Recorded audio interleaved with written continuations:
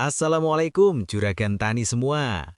Kalau sudah masuk musim penghujan atau musim tiba-tiba hujan tapi berhari-hari nggak berhenti gini, masalah di lahan mulai muncul borongan.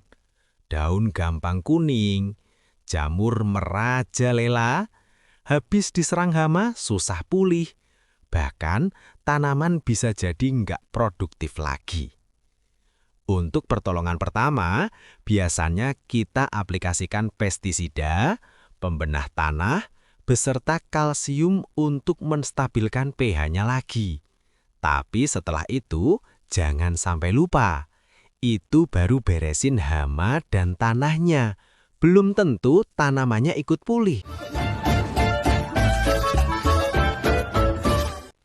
Karena setelah hujan terus-terusan, akar terganggu, serapan hara melambat, dan tanaman pasti mengalami stres.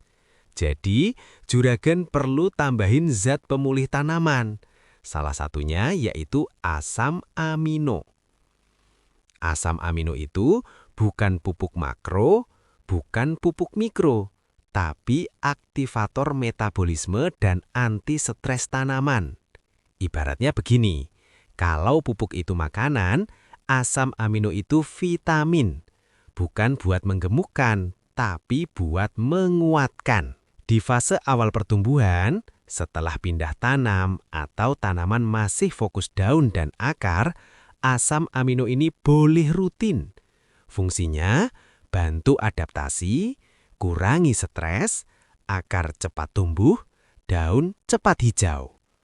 Di musim hujan ini penting banget, karena tanaman muda paling gampang shock cuaca. Aplikasinya cukup ringan, semprot atau kocor 5-7 hari sekali. Nah, saat fase generatif agak beda juragan. Asam amino tetap boleh dipakai, tapi jangan terlalu sering. Karena kalau kebanyakan, tanaman malah fokus daun, bukan buah. Akhirnya rimbun iya, hasil panen turun. Jadi cukup 2-3 kali saja, saat awal bunga dan awal pembentukan buah. Fungsinya cuma satu, menjaga stamina tanaman. Soal pencampuran, kabar baiknya juragan, asam amino ini fleksibel banget. Bisa dicampur pupuk nutrisi, bahkan insektisida dan fungisida. Jadi sekali semprot, hama beres, tanaman juga pulih, lebih hemat tenaga, lebih efisien biaya. Sekarang juga banyak yang campur asam humat dan asam amino. Dan itu justru cocok banget, karena kerjanya beda. Asam humat kerja di tanah, benahin struktur, akar, dan serapan hara. Asam amino kerja di tanaman, pulihkan daun dan metabolisme. Jadi ibaratnya, satu benahin rumahnya, satu kuatin orangnya. Makanya hasilnya sering lebih cepat kelihatan. Terus asam amino itu nitrogen. Banyak yang salah paham. Secara kimia, memang ada kandungan nitrogennya. Tapi ingat, itu bukan pupuk nitrogen, bukan pengganti urea. Jumlahnya kecil banget. Fungsinya cuma sebagai bahan pembentuk protein dan enzim. Jadi dia itu booster, bukan makanan utama.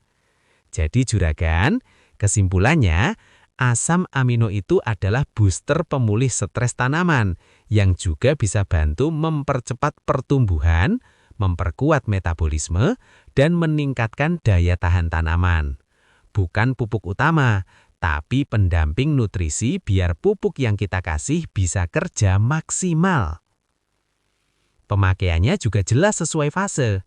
Di fase vegetatif, asam amino boleh rutin buat bantu akar cepat tumbuh, daun cepat hijau, dan tanaman nggak gampang drop.